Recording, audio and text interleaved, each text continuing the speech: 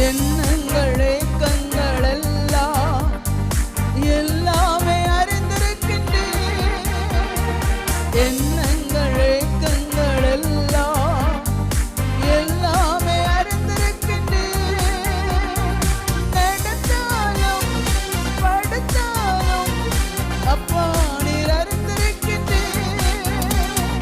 நடந்தாலும் படுத்தாலும் அப்பா நீர் அறிந்திருக்கின்றேன்.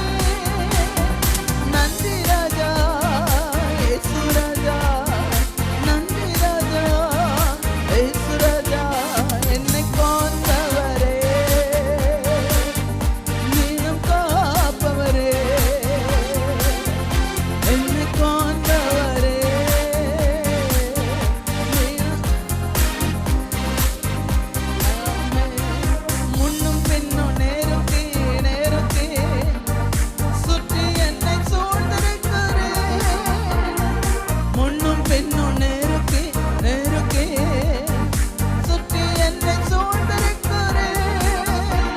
உம் திருக்கரத்தால் தினமும் என்னை பற்றி பிடித்திருக்கிறேன்.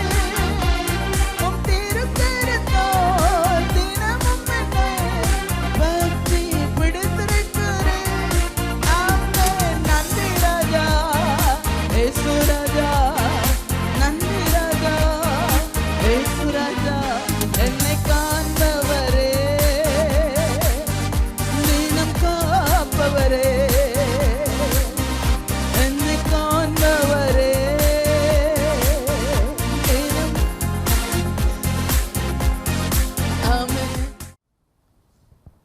கிறிஸ்துவுக்குள் பிரியமானவர்களே, ஆண்டவராய் இயேசு கிறிஸ்து நாமத்தினாலே எங்கள் அன்பான வாழ்த்துக்களை தெரியப்படுத்துகிறோம். கர்த்தருடைய சத்தம் என்ற தொலைக்காட்சி நிகழ்ச்சிக்கு உங்கள் அன்போடு வரவேற்று கர்த்தருடைய வார்த்தையை போதித்து உங்கள் ஆசீர்வாதங்களுக்காக ஜெபிக்க விரும்புகிறோம். இந்த நாளிலும் மத்தேயு சுவிசேஷம் 9ஆம் அதிகாரம் 1ஆம் வசனத்தில் இருந்து 7ஆம் வசனம் வரைக்கும் உள்ள ஒரு அற்புத சம்பவத்தை உங்களுக்கு நினைப்பூட்டி ஜெபிக்க விரும்புகிறேன். இயேசு கிறிஸ்து கப்பர்நகூமுக்கு, தன்னுடைய ஊழியத்தின் ஹெட் குவார்ட்டராகிய கப்பர்நகூமுக்கு வந்தார் என்று கேள்விப்பட்ட போது 4 பேர் ஒரு திமிர்வாதக்காரனை கட்டிலில் எடுத்து அவரிடத்தில் கொண்டு வருகிறார்கள். அந்த 4 பேரும் அவனை இயேசு கிறிஸ்துவிடத்தில் விசுவாசத்தோடு கொண்டு வருகிறார்கள். இயேசுவிடத்தில் கொண்டு சென்றால் தன்னுடைய நண்பனுக்கு சுகம் கிடைக்கும் என்ற விசுவாசத்தோடே அவனை கொண்டு வருகிறார்கள். இயேசு கிறிஸ்து அவர்களுடைய விசுவாசத்தை கண்டு அந்த திமிர்வாதக்காரனுக்கு 2 காரியத்தை அற்புதமாக செய்கிறார். இயேசு கிறிஸ்து எப்பொழுதுமே தம்மிடத்தில் வந்ததான மக்களை வெறுமையாக அனுப்பினதே கிடையாது. இங்கே 4 பேர் தன்னுடைய நண்பனை இயேசுவிடத்தில் விசுவாசத்தோடு கொண்டு வருகிறார்கள். இயேசுவிடத்தில் வந்தார்கள். எபிரேயர்கள் நிருபம் 11ஆம் அதிகாரம் 6ஆம் வசனத்தை வாசித்து பார்ப்பீர்கள் என்றால், விசுவாசம் இல்லாமல் தேவனுக்கு பிரியமாயிருப்பது கூடாத காரியம். அவரிடத்தில் சேருகிறவன் அவர் உண்டென்றும் தம்மை தேடுகிறவர்களுக்கு பலன் அளிக்கிறவர் என்றும் விசுவாசிக்க வேண்டும். விசுவாசத்தோடு அவரிடத்தில் சேருகிறவர்கள், அவரிடத்தில் வந்தால் அவர் பலன் கொடுப்பார். அவரிடத்தில் வந்தால் அவர் அற்புதம் செய்வார் என்ற விசுவாசத்தோடு அவரிடத்தில் அன்றும் இன்றும் என்றும் வருகிறவர்கள் இயேசுவால் அற்புதத்தை பெறுகிறார்கள். இதே அதிகாரம் 9ஆம் அதிகாரம் 27, 28 ஆகிய வசனங்களில் 2 குருடர்களை குறித்து சொல்லப்பட்டிருக்கிறது. அவர்கள் தாவீதின் குமாரனே எங்களுக்கு இறங்க வேண்டும் என்று சொல்லி இயேசுவை பின்தொடர்ந்து இதே வார்த்தையை சொல்லிக்கொண்டே அவரை பின்தொடர்கிறார்கள். இயேசு அவர் சத்தத்தை கேட்டு அவர் தன் ஒரு வீட்டுக்குள் சென்றார். கர்த்தருடைய வார்த்தை சொல்லுகிறது 28ஆம் வசனம், அவர் வீட்டுக்கு வந்த பின்பு அந்த குருடர் அவரிடத்தில் வந்தார்கள். அப்படி என்றால் இயேசு வரக்கூடிய வழியிலே தாவீதின் குமாரனே இறங்க வேண்டும் என்று சொல்லி சத்தமிட்டு அவரை பின்தொடர்ந்து வந்தவர்கள் அவர் பிரவேசித்த வீட்டுக்குள் வந்து அவரிடத்தில் வந்தார்கள். இயேசு அவர்களை நோக்கி, நான் உங்களுக்கு என்ன செய்ய வேண்டும் என்று கேட்கிறார். நாங்கள் பார்வையடைய வேண்டும். அப்பொழுது இயேசு அவர்களை பார்த்து கேட்கிறார், இதை செய்ய எனக்கு வல்லமை உண்டென்று விசுவாசிக்கிறீர்களா என்று கேட்கிறார். அதற்கு அவர்கள், ஆம் விசுவாசிக்கிறோம் ஆண்டவரே என்றார்கள். அப்பொழுது அவர் கண்களை தொட்டு, உங்கள் விசுவாசத்தின்படியே உங்களுக்கு ஆக கடவது என்றார். அப்பொழுது அவர்கள் கண்கள் திறக்கப்பட்டது. அப்பொழுது அவர்கள் புறப்பட்டு போய் அந்த தேசம் எங்கும் இயேசு தங்களுக்கு செய்ததான அற்புதத்தை குறித்து மக்கள் மத்தியிலே பிரசித்தப்படுத்தினார்கள். இயேசுவின் கீர்த்தியை புகழை பரப்பினார்கள் என்று சொல்லப்பட்டிருக்கிறது. இவர்கள் 2 பேரும் கண் பார்வை இல்லாதவர்கள். ஆனால் அவர்களுக்குள்ளே இயேசுவிடத்தில் வந்தால் தங்கள் வாழ்க்கையில் ஒரு அற்புதம் செய்வார் என்ற விசுவாசத்தோடே அவரை பின்தொடர்ந்தார்கள். அவர் இருந்ததான வீட்டுக்குள் வந்தார்கள். இயேசுவிடத்தில் வந்த அவர்களுக்கு ஆண்டவர் அவர்கள் விசுவாசத்தின்படியே அவர்கள் கண்களை திறந்தார் என்று சொல்லப்பட்டிருக்கிறது. அன்பானவர்களே, அநேகர் ஆண்டவரிடத்திலிருந்து அற்புதங்களை பெற்றுக்கொள்ள விரும்புவார்கள், எதிர்பார்ப்பார்கள்.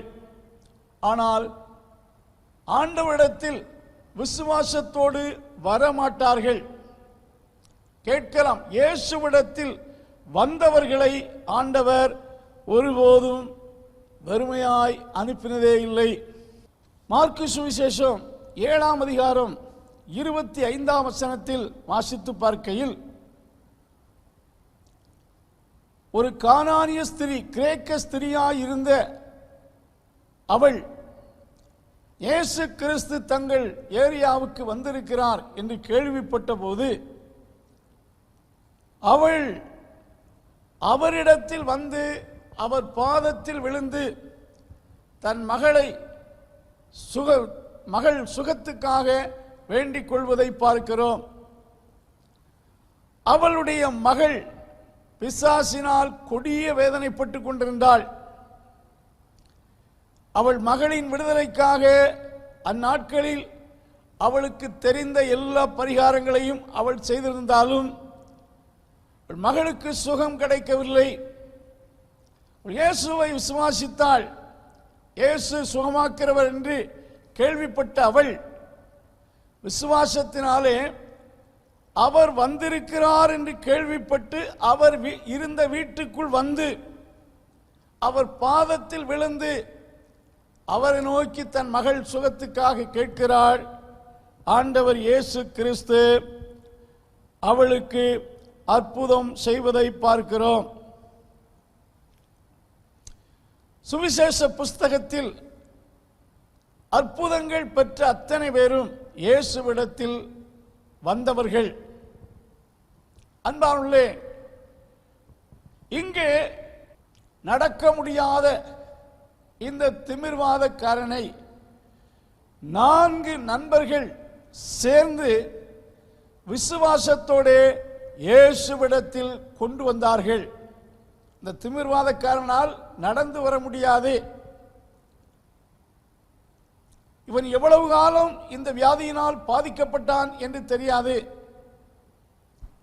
திமிர்வாதம் என்று சொல்லும் போது அது படிப்படியாய் வளர்ச்சியடைந்து அப்படிப்பட்ட நடக்க முடியாத ஒரு சூழ்நிலைக்குள் முடவனாக்கிவிட்ட நிலைமை. கண்டிப்பாக இந்த வியாதியினால் அநேக ஆண்டுகள் அவன் பாதிக்கப்பட்டு வேதனைப்பட்டு கொண்டிருந்திருக்கலாம். அவனுடைய நண்பர்கள் அவனை இயேசுவிடத்தில் கொண்டு வந்தார்கள். நீங்கள் இயேசுவிடத்தில் வந்தால், விசுவாசத்தோடு வந்தால் உங்களுக்கு இயேசு அற்புதம் செய்வார். நீங்கள் விசுவாசத்தோடு ஆண்டவரிடத்தில் கொண்டு வருகிறவர்களுக்கும் ஆண்டவர் அற்புதம் செய்வார். இயேசு தம்மிடத்தில் கொண்டு வரப்பட்ட இந்த திமிர்வாதக்காரனுக்கு செய்த 2 அற்புதங்களை இந்த வேத பகுதியில் வாசிக்கிறோம். இயேசு அவர்கள் விசுவாசத்தை கண்டு திமிர்வாதக்காரனை நோக்கி, மகனே, உன் பாவங்கள் உனக்கு மன்னிக்கப்பட்டது என்றார். முதல் அற்புதம் என்னவென்று சொன்னால், உன் பாவம் உனக்கு மன்னிக்கப்பட்டது. ஆண்டவராய் இயேசு கிறிஸ்து செய்கின்ற அற்புதங்களில் மிகவும் பிரதான அற்புதம் எது என்று சொன்னால், ஒரு மனிதனுடைய பாவத்தை மன்னிப்பதுதான். Most greatest miracles of Jesus. இந்த மனிதனுடைய இந்த வியாதிக்கு இவன் செய்த பாவங்கள் ஒருவேளை காரணமாய் இருந்திருக்குமாய் என்னமோ தெரியாது. சில இடங்களிலே சில மனிதனுடைய பாவ செயல்கள் அவர்கள் வியாதிக்கு காரணமாய் மாறிவிடுகிறது. இங்கே இவன் சரீர சுகத்தை ஆண்டவர் அவனுக்கு கொடுப்பதற்கு முன்பாக முதலாவது அவனை பார்த்து சொல்லுகிற வார்த்தை, மகனே, உன் பாவங்கள் மன்னிக்கப்பட்டது என்று சொன்னார். மனிதனுடைய பாவத்தை மன்னிக்க உலகத்தில் உள்ள எந்த மனிதர்களுக்கும் எந்த அவதார புருஷர்களுக்கும் அதிகாரம் கிடையாது. இயேசு கிறிஸ்து ஒருவர்தான் பாவம் இல்லாதவர். பாவியாகிய ஒரு மனிதன் பிற பாவியாகிய ஒருவனுடைய பாவத்தை மன்னிக்க முடியாது. இயேசு கிறிஸ்து அவனை பார்த்து இந்த வார்த்தையை சொல்லுகையில் அங்கே இருந்ததான வேதபாரகரும் பரிசேயர்களும் இந்த வார்த்தையை இவர் சொல்வதற்கு இவர் தேவனா, தேவதூஷணம் சொல்லுகிறார் என்று அவர்கள் தங்கள் உள்ளத்தில் சிந்திக்கையில் இயேசு அவர்களை பார்த்து இவ்விதமாய் கேட்கிறார், நீங்கள் உங்கள் இருதயங்களில் பொல்லாதவைகளை சிந்திக்கிறது என்ன? உன் பாவம் மன்னிக்கப்பட்டது என்று சொல்வதோ, எழுந்து நடவென்று சொல்வதோ எது எளிது? பூமியிலே பாவங்களை மன்னிக்க மனுஷகுமாரனுக்கு அதிகாரம் உண்டென்பதை நீங்கள் அறிய வேண்டும். இயேசு கிறிஸ்து உன் பாவங்கள் மன்னிக்கப்பட்டது என்ற வார்த்தையை இந்த மனிதனுக்கு மட்டுமல்ல, அநேகரை பார்த்து சுகத்தை பெறுவதற்கு முன்பாக அல்லது அவரிடத்தில் வந்ததான அநேகரை பார்த்து இந்த வார்த்தையை சொல்லியிருக்கிறார். லூக்கா சுவிசேஷம் 7ஆம் அதிகாரத்திலே ஒரு பாவியாகிய ஸ்திரீ, அவளை குறித்து வேதம் சொல்லுகிறது, பாவியாகிய ஸ்திரீ. இயேசு கிறிஸ்து சீமோன் என்ற ஒருவருடைய வீட்டிலே விருந்துக்கு அழைக்கப்பட்டிருக்கிறார். இயேசு அங்கே வந்திருக்கிறார் என்று கேள்விப்பட்ட போது அவள் அந்த வீட்டுக்குள் அலையாத விருந்தாளியாய் போய் தன்னுடைய பரிமள தைலத்தை கிறிஸ்துவின் பாதத்தில் ஊற்றி தன் தலைமயிரினால் அவள் பாதத்தை துடைத்தாள் என்று சொல்லப்பட்டிருக்கிறது. அப்பொழுது அந்த ஸ்திரீயை பார்த்து இயேசு சொல்லுகிறார், அப்பொழுது கூட பந்திருந்தவர்கள், பாவங்களை மன்னிக்கிற இவர் யார் என்று தங்களுக்குள்ளே சொல்லிக் கொண்டார்கள். அப்பொழுது அவர் ஸ்திரியை நோக்கி, உன் விசுவாசம் உன்னை ரட்சித்தது, சமாதானத்தோடே போ என்றார். பாவங்களை மன்னிக்க இவர் யார்?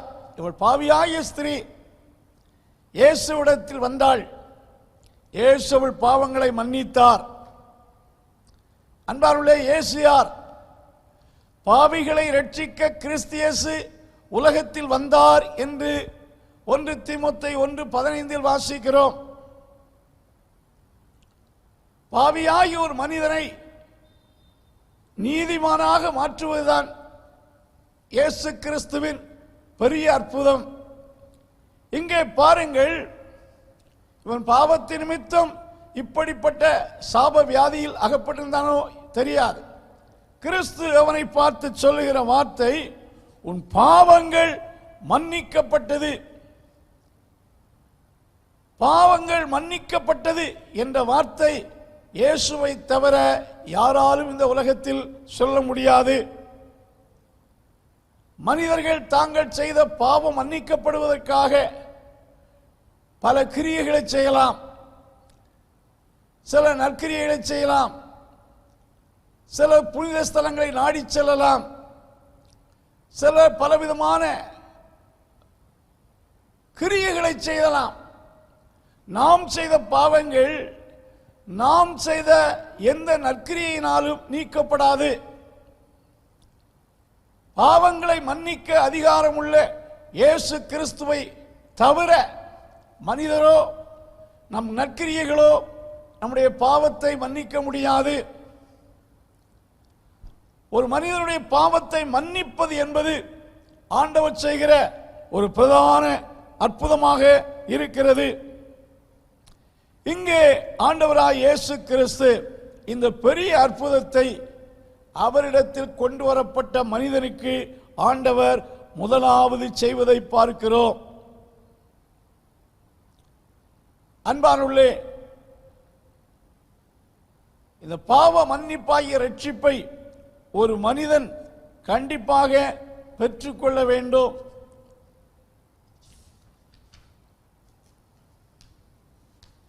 ஒவ்வொரு மனிதர்களுடைய முக்கியமான தேவை அதுவாக இருக்கிறது. அது நிமித்தம் அந்த மனிதன் உள்ளத்தில் இருக்கிற அந்த மனிதனுடைய உள்ளத்தில் தெய்வீக ஆனந்தம், சந்தோஷம் உண்டாகிறது. சங்கீதம் 32:1-2 ஆகிய வசனத்தை நீங்கள் வாசித்து பார்ப்பீர்கள் என்றால், யாருடைய பாவம் மன்னிக்கப்பட்டதோ அவன் பாக்கியவான், யாருடைய அக்கிரமம் மூடப்பட்டதோ அவன் பாக்கியவான். அன்பானுள்ளே, ஆண்டவருடைய நாமத்தினாலே நம்முடைய பாவம் மன்னிக்கப்படும் போது நாம செய்த பாவத்திற்கு வர வேண்டிய தண்டனையில் இருந்தும் விடுதலையாக்கப்படுகிறோம்.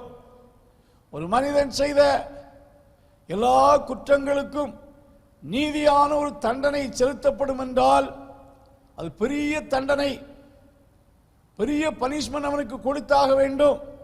ஆனால் ஒரு மனிதனுடைய பாவத்தை கிறிஸ்து மன்னிக்கும் போது அவன் பாவ தண்டனையிலிருந்து விடுவிக்கப்படுகிறான். அவனுக்குள் சமாதானம் உண்டாகிறது. அவன் அது நிமித்தம் தொடர்ந்து தேவனால் ஆசீர்வதிக்கப்படுகிறான்.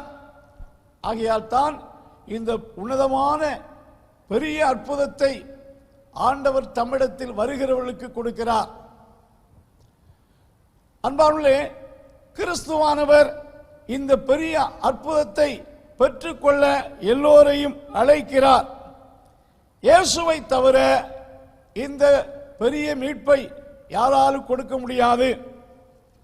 அப்போஸ்தலர் நடவடிக்கையின் புஸ்தகம் 4ஆம் அதிகாரம் 12ஆம் வசனத்திலே அப்போஸ்தலனாகிய பேதுரு இவ்விதமாய் பிரசங்கித்தார்: வானத்தின் கீழே பூமியின் மேலே இயேசு கிறிஸ்துவ அல்லாமல் வேறொரு இரட்சகர் இல்லை.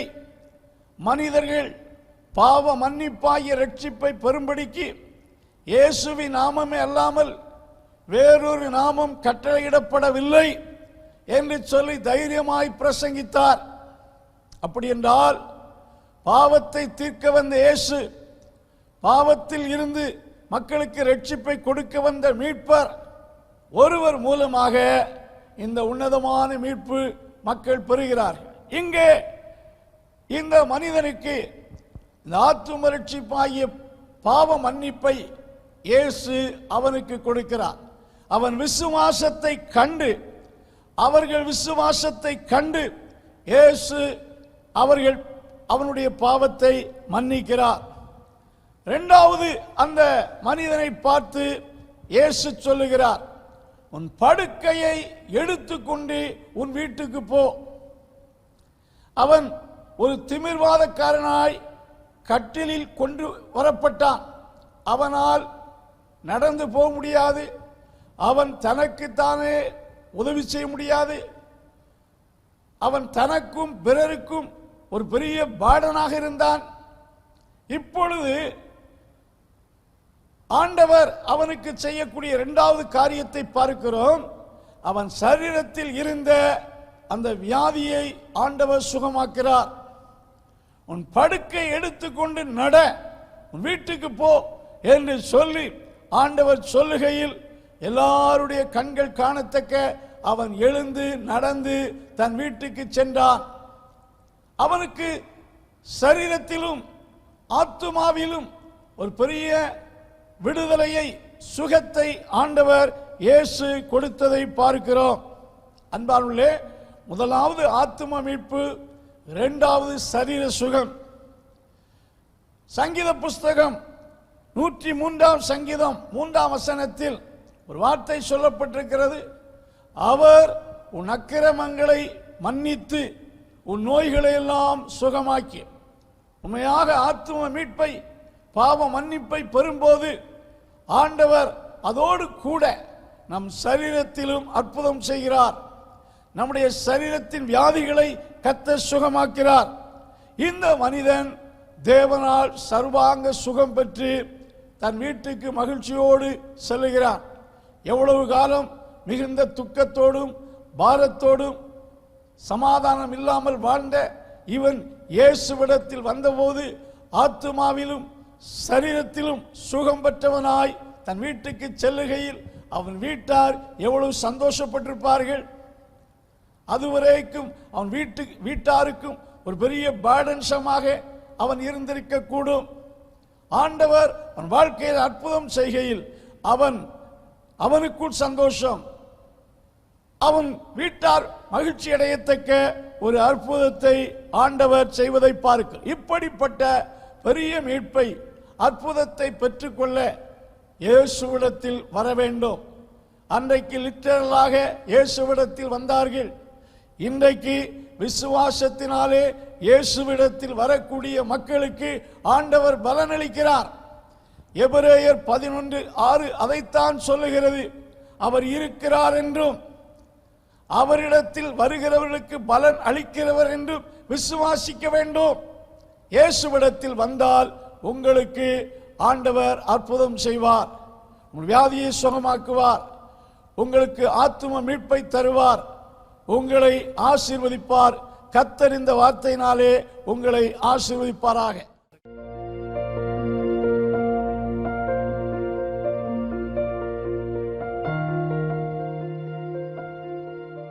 சர்வ வல்லமுள்ள கர்த்தாவே, இந்த வார்த்தையை கேட்டதான உமது பிள்ளைகள் ஒவ்வொருவரையும் ஆசீர்வதி.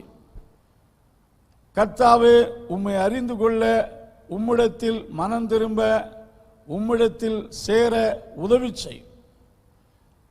தம்மிடத்தில் சேருகிறவர்களுக்கு நீர் ஆசீர்வாதத்தை கொடுக்கிறீர், அற்புதம் செய்கிறீர். இந்த நாளிலும் கேட்ட இந்த வார்த்தையினாலே ஒவ்வொருவரையும் ஆசீர்வதி. ஒவ்வொருடைய ஆத்தும மீட்பை ஒவ்வொருவருக்கும் தாரும். வியாதிகளை சுகமாக்கும். இயேசுவின் நாமத்தினால ஒவ்வொருவரையும் ஆசீர்வதித்து வழி நடத்தும். கிருபை யாவரோடு இருப்பதாக. இயேசு கிறிஸ்துவின் நாமத்தில் ஜெபங்கள் நல்ல பிதாவே, ஆமென்.